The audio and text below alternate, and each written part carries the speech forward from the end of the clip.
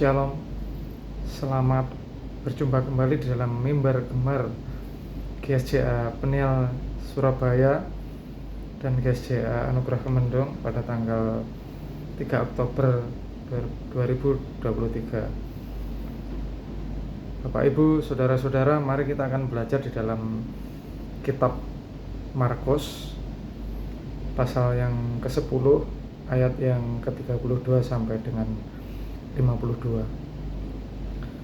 Bapak Ibu Saudara yang terkasih, kita belajar di sini bahwa di ayat ini mari terlebih dahulu kita belajar di dalam pasal yang ke-10 ayat 32 sampai dengan yang ke-34. Yesus dan murid-muridnya sedang dalam perjalanan ke Yerusalem, dan Yesus berjalan di depan. Murid-murid merasa cemas dan juga orang-orang yang mengikuti dia dari belakang merasa takut.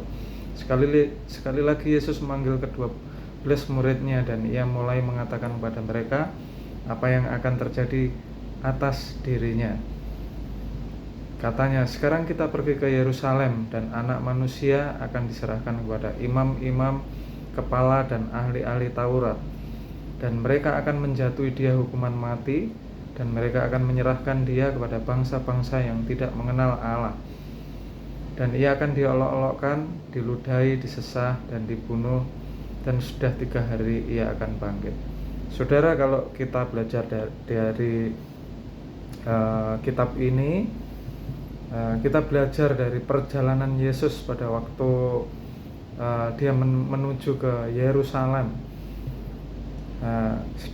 Dia diikuti oleh 12 muridnya. Pada saat itu Tuhan Yesus sedang memberitakan sesuatu pada muridnya, bahwa sebentar lagi dia akan diserahkan kepada imam-imam kepala dan ahli-ahli Taurat. Jadi Tuhan Yesus memberitahu kepada murid-muridnya bahwa sebentar lagi dia akan disalib, saudara-saudara, akan disiksa, disalib, ya, dibunuh. Nah, kalau kita belajar dari kitab ini, saudara, kita belajar tentang penderitaan Yesus. Saudara, begitu banyak masalah yang kita hadapi, begitu banyak problema yang terjadi dalam kehidupan kita. Terkadang kita lengah akan penderitaan kita. Terkadang kita hanya fokus ke dalam penderitaan apa yang kita alami. Namun di dalam kitab ini kita belajar bahwa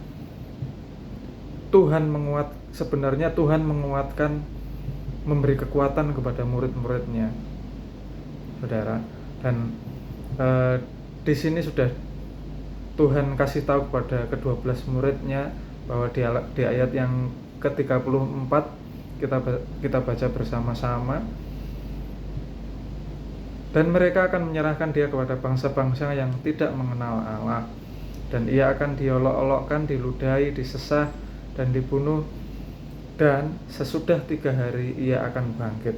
Nah, saudara, Tuhan sudah mengatakan kepada murid-muridnya bahwa sesudah 3 hari ia akan bangkit. Saudara, di sini kita belajar bahwa kita tidak boleh terlena akan penderitaan yang kita alami terhadap masalah apapun, problema apapun di dalam kehidupan kita. Tuhan mengajarkan bahwa saudara-saudara,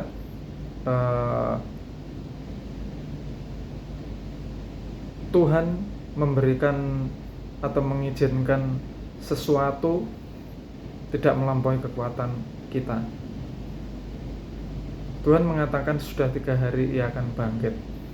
Berarti penderitaan itu akan terlewati, saudara-saudara.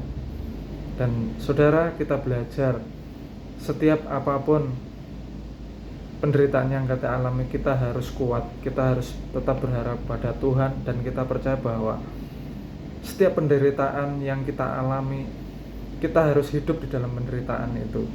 Kita harus meminta kekuatan, dan kita percaya bahwa penderitaan yang kita alami harus kita lewati bersama Tuhan. Dan Tuhan sudah menjamin bahwa penderitaan itu penderitaan yang kita alami akan terlewati. Seperti Tuhan Yesus, sudah 3 hari Ia akan bangkit. Nah, saudara, Tuhan sudah memberikan kekuatan kepada kita. Dan saudara, mari kita akan belajar di dalam ayat selanjutnya. Nah, di sini kita akan belajar di dalam ayat yang ke-35 sampai ke 45. Saudara, kita di sini menceritakan tentang perjalanan Tuhan Yesus pada waktu itu. Dan pada waktu itu ketika Tuhan Yesus setelah memberitahu kepada murid-muridnya bahwa sebentar lagi Dia akan disalib, disiksa, dibunuh. Pada saat itu ada murid Tuhan Yesus yang bernama Yakobus dan Yohanes. Nah, ini adalah anak-anak dari Zebedeus, saudara.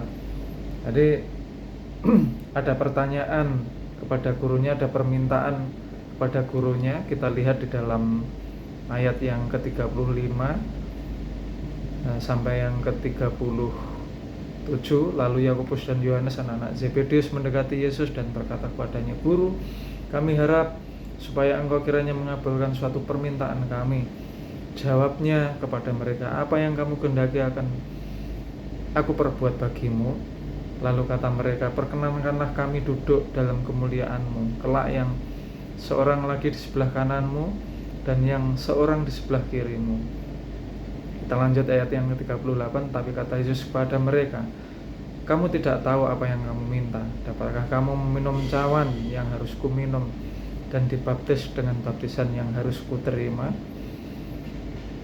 Jawab mereka, "Kami dapat." Yesus berkata kepada mereka, "Memang kamu akan minum cawan yang harus kuminum dan akan dibaptis dengan baptisan yang harus kuterima. Tetapi hal duduk di sebelah kananku atau di sebelah kiriku, aku tidak berhak memberikannya. Itu akan diberikan kepada orang-orang bagi siapa itu telah disediakan." Nah, saudara, kita belajar di dalam perikop ayat ini tentang permintaan Yakobus dan Yohanes. Tapi apakah jawaban Yesus kepada kedua murid ini? Di dalam ayat yang ke-38, Tuhan Yesus berkata, "Kamu tidak tahu apa yang kamu minta. Dapatkah kamu minum cawan yang harus kuminum dan dibaptis dengan baptisan yang harus kuterima?" Nah, saudara, dari perikop ayat ini kita belajar, apakah kita bisa seperti Tuhan Yesus ketika Dia harus menanggung dosa-dosa manusia, ketika Dia harus dicambuk, disiksa, disalib, bahkan dibunuh, bahkan Tuhan Yesus mati. Nah, Tuhan Yesus sebenarnya mengajarkan, apakah kita bisa pikul salib bersama Tuhan Yesus? Apakah kita siap dihina? Apakah kita siap dicerca? Saudara, di tengah kehidupan dunia yang seperti ini, saudara, Tuhan Yesus mengajarkan di perikop ayat ini, ketika kita hidup di dalam sebuah aktivitas sehari-hari, mungkin di dalam pekerjaan yang menghadapkan kita terhadap godaan dunia, prinsip-prinsip yang tidak sesuai dengan firman Tuhan.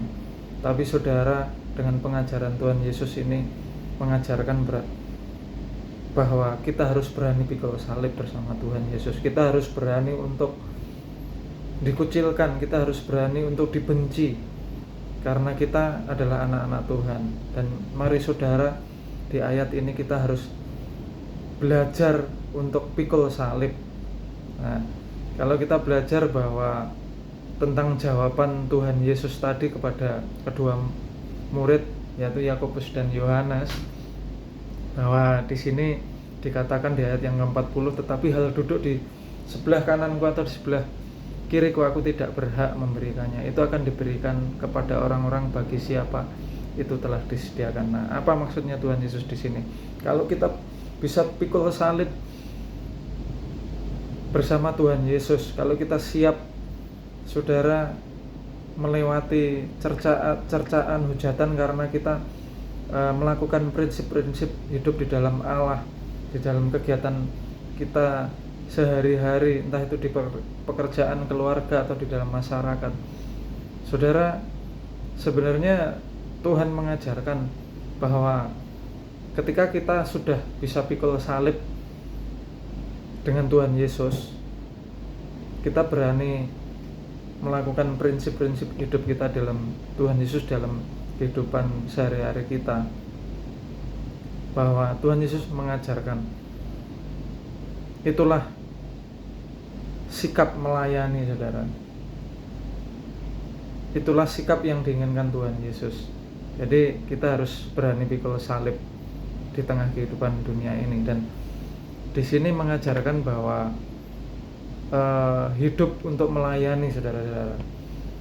Jadi kita akan baca di dalam ayat yang ke-44, dan barang siapa ingin menjadi yang terkemuka di antara kamu, hendaklah ia menjadi hamba untuk semuanya. Kita baca di ayat yang ke-45, karena anak manusia juga datang bukan untuk dilayani, melainkan untuk melayani dan untuk memberikan nyawanya menjadi tebusan bagi banyak orang. Tuhan Yesus sudah memberikan contoh dengan hidupnya. Dia rela dicerca, disalib, dihina, diludahi, bahkan dibunuh. Tuhan Yesus mengajarkan pada kita di tengah kehidupan dunia, saudara-saudara, kita harus bisa seperti Tuhan Yesus. Kita harus bisa menjadi teladan, menjadi contoh di tengah pengaruh-pengaruh dunia, saudara. Dan kita harus punya hati untuk pikul salib, kita harus punya hati untuk melayani. Dan saudara, kalau kita bisa pikul salib di tengah kehidupan dunia ini, berarti saudara, itulah hati yang benar-benar melayani Tuhan. Kita dituntut untuk kerendahan hati untuk melayani sebelum kita dilayakkan oleh Tuhan duduk bersama-sama dengan Tuhan. Nah, saudara, yang terakhir mari kita akan belajar di dalam perjalanan Tuhan Yesus ke Yeriko, yaitu di ayat yang ke-46 sampai dengan 52.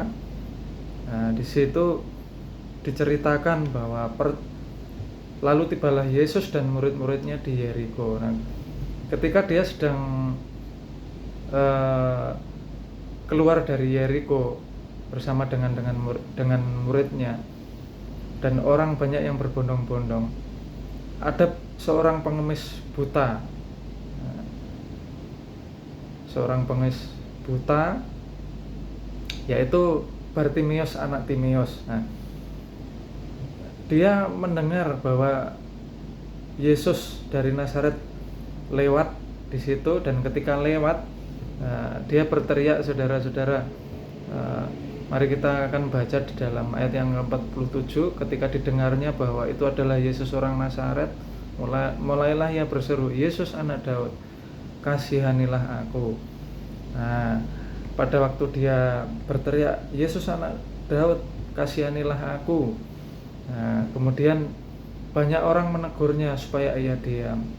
Namun Tuhan Yesus melarang kepada orang-orang yang menyuruh dia diam. Dan Tuhan Yesus berhenti, panggillah dia. Nah, kemudian Bartimeus ini menanggalkan jubahnya, kemudian pergi ke Tuhan Yesus. Dan ketika Tuhan Yesus menjumpai dia, apa yang dikatakan Tuhan Yesus kepada Bartimeus ini? Pergilah, imanmu telah menyelamatkan engkau. Nah, saudara, kita belajar dari iman Bartimeus ini. Ketika dia mendengar Tuhan Yesus lewat di situ, dia punya iman walaupun dia buta, saudara. Walaupun dia buta dari kecil, saudara, dia percaya ketika dia meminta kepada Yesus orang dari Nazaret, Nah, dia percaya bahwa dia adalah Tuhan yang mampu menyembuhkan. Dan Bartimeus bilang, anak Daud, kasihanilah aku. Nah, itu yang menyentuh hati Tuhan, saudara. Berarti dia punya iman bahwa Tuhan akan mendengar setiap permohonannya. Nah, jadi ini mengajarkan bahwa kita harus mempunyai iman, saudara-saudara. Di tengah penderitaan yang kita alami, kita harus berharap kepada Tuhan. Kita harus hidup di dalam penderitaan itu sampai penderitaan itu tuntas dan bisa melewatinya. Dan kita mempunyai hati untuk melayani. Kita harus bisa pikul salib. Dan yang terakhir, kita harus mempunyai iman seperti Bartimeus ini, saudara-saudara. Nah, kita telah belajar, saudara, di dalam ayat ini bahwa di tengah penderitaan yang kita alami, mari kita belajar untuk yang pertama, kita harus kuat dan berharap bersama Tuhan di tengah penderitaan yang kita alami. Kita harus bisa melewatinya bersama Tuhan, ya, saudara-saudara. Kemudian yang kedua, kita harus bisa pikul salib bersama Tuhan Yesus. Kita harus berani hidup dengan prinsip Tuhan Yesus di tengah pengaruh dunia ini, saudara. Dan yang terakhir, kita harus punya iman seperti Bartimeus ketika dia disembuhkan oleh Tuhan Yesus dari kebutaannya. Nah, saudara, lewat kitab Markus pasal yang ke-10 ayat yang ke-32 sampai 52 ini ada 3 perikop yang harus kita pelajari tadi. Mari saudara, kita terapkan dalam prinsip kehidupan kita sehari-hari, di mana kita harus melewati penderitaan bersama Tuhan, di mana kita terus belajar pikul salib bersama Tuhan, berani disingkirkan, berani dicerca, berani dihina, tetapi kita percaya bahwa penyertaan Tuhan itu ada. Dan kita harus punya prinsip dalam hidup kita sehari-hari. Kita harus melakukan prinsip Tuhan di dalam hidup kita sehari-hari. Dan yang terakhir, kita harus punya iman seperti Bartimeus mempunyai iman kepada Tuhan Yesus. Dan kita percaya bahwa penderitaan yang kita alami akan terlewati karena kita berjalan bersama Tuhan. Dan kita belajar untuk melayani Tuhan. Dan kita belajar bahwa kita mempunyai iman di dalam penderitaan, di dalam melewati penderitaan, di dalam melayani Tuhan. Terima kasih, saudara-saudara. Mari ketiga poin yang sudah kita pelajari tadi kita belajar terapkan dalam kehidupan kita. Mari kita akan berdoa bersama-sama. Tuhan Yesus, terima kasih kami telah merenungkan firman-Mu, di mana kami harus belajar dalam melewati apapun penderitaan yang pernah kali kami alami dengan berharap pada Engkau. Kami harus berani pikul salib, kami harus Tuhan mempunyai hati yang melayani Engkau, dan kami harus mempunyai iman bahwa Tuhan akan memberikan solusi dari semua pengharapan maupun Tuhan penderitaan yang kami alami dengan mengandalkan Engkau. Tuhan, ajarlah kami bisa menerapkan ini di dalam kehidupan kami sehari-hari, dan kami percaya bahwa Tuhan akan menumbuhkan setiap kualitas hidup kami dengan belajar firman-Mu ini, ya Bapa. Terima kasih ya Tuhan, Engkau tolong setiap keluarga kami, setiap pekerjaan kami, dimanapun kami berada, dan ajarilah kami seperti Bartimeus mempunyai iman, seperti Engkau mempunyai hati yang melayani, mempunyai hati yang mampu pikul salib, dan Tuhan mempunyai hati yang bertahan di dalam penderitaan. Terima kasih ya Tuhan untuk kebenaran firman-Mu, dan kami berterima kasih. Tuhan senantiasa memberkati kehidupan kami semua. Haleluya, amin.